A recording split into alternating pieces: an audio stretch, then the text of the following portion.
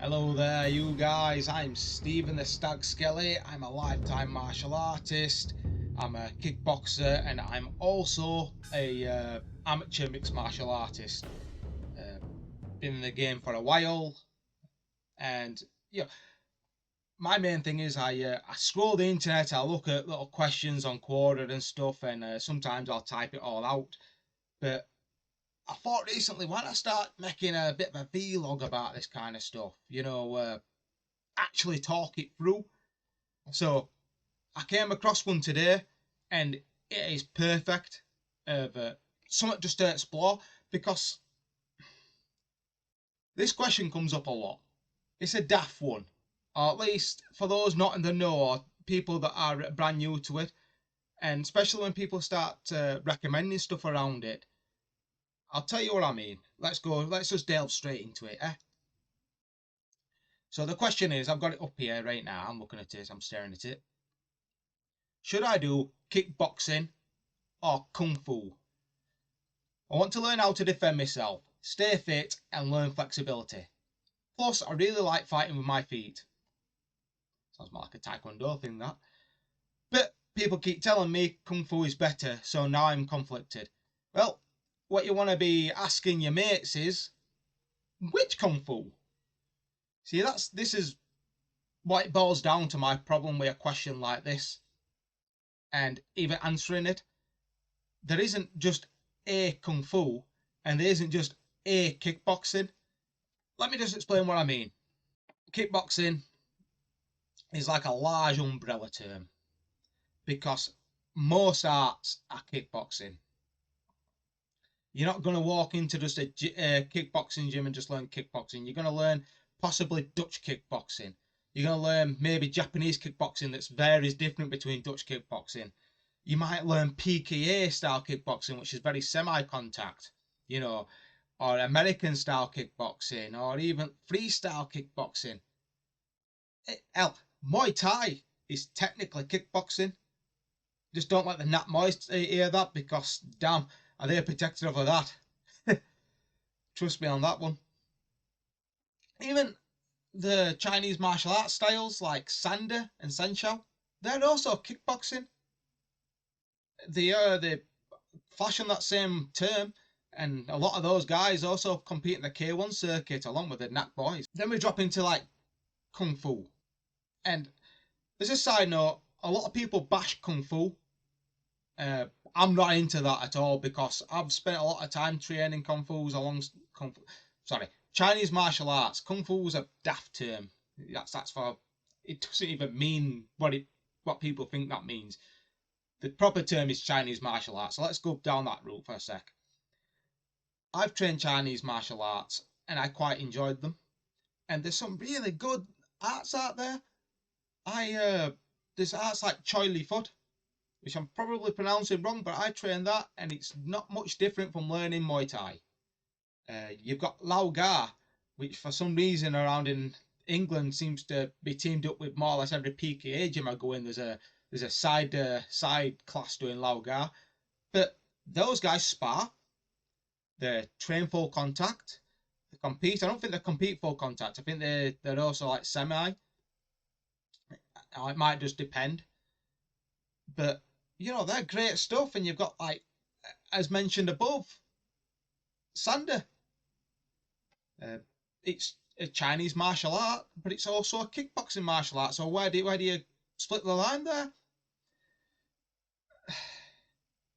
But along with the good, there's also I'm not going to say not so good, because they're good for what they are, but I wouldn't recommend them for learning to fight. You got your flowy art styles like Wushu styles like Shaolin Kung Fu. And as a sign out before anyone jumps at me for that one, watch Rantan's videos on Shaolin Kung Fu, because he spent time at the Chinese Shaolin Temple, and he'll attest to it that it's mainly demonstration arts. I think he's mentioned that they do some Sanshao on the side every now and again, but mainly it's demonstration arts. A lot of your Five Animals Kung Fu is demonstration. I've seen some lads come out of there which are, fighters. I've seen some lads that have or some gyms there which actually do teach it full contact, but they're the exception, not the rule. And then you go down even further to the more, as more or less kind of like yoga in that respect, or a fitness class, which is the main one being Tai Chi. And Ramsey Dewey would probably jump down on me on this one, because he's met some lads that can fight with that stuff. But I almost guarantee, especially in England, you go and start trying to learn Tai Chi, you're going to learn the wavy stuff you see old people do in the park. It's just not something I'd recommend, to be quite honest. But this drives home my point here of how can I sit and look at this camera and you, the audience at home, and say, well, I recommend Kung Fu or I recommend kickboxing. Which one? But to answer the question at heart, because he mentions he wants to learn self-defense and flexibility and all that other jive that comes along with it. Well, self-defense, it's a completely different thing altogether. It's, doesn't involve fighting a lot of it. It involves situational awareness and just getting out of it and talking your way out of it. Something I'm pretty damn good at. But I think what he really means is he wants to learn how to scrap. So to answer a question like that, the first thing you're going to need to know how to do that is full contact sparring. You need it. It is the bare minimum. If you're not doing full contact sparring, you're not going to learn how to fight. Simple as. You need somewhere that's going to learn your full contact sparring, that's going to have that good strength and conditioning built into it, and also, as a plus and a bonus, they compete. Because competition builds fighters, and fighters win fights. That should be first and foremost. And then next you can start spicing it up. So say, like I say, you've got, let's put an example, Dutch kickboxing. You go in there, the lunatics, they bash each other half to death. You're going to learn to fight. Choi Lee Foot, exact same. It's got some little kung fu type stuff to it.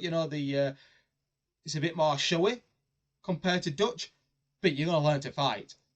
And those guys are hardcore. My recommendation to this fellow, and anybody out there who's wanting to get into martial arts and is a bit unsure, go in there. And then have the crack with the coach. Talk to the coach, should I say. And just say, listen, mate, do you lads spar? Do you spar full contact? And do you compete? And if the answer to all this is no, our style is too deadly to spar and competition is just against the spirit of martial art, the best thing you can do is just, smile, back away slowly and leave the place. You're not going to learn how to fight there. You might learn some really cool stuff, but fighting ain't going to be one of them. And I realise that I've not really answered the question of what is better, kickboxing or kung fu. My personal recommendation is, and I hope this doesn't reflect badly on either art, is if someone came up to me and said, listen mate, I want to learn how to fight, I've got a choice between kickboxing and kung fu, I am probably going to say kickboxing.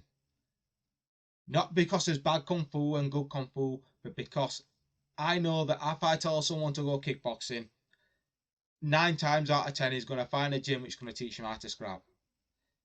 And with kung fu, I don't believe I've got the same odds, unless I can narrow it down. Well, I hope my little vlog rant helps someone out there. I'm Stephen the Stag Skelly, and I'm signing off.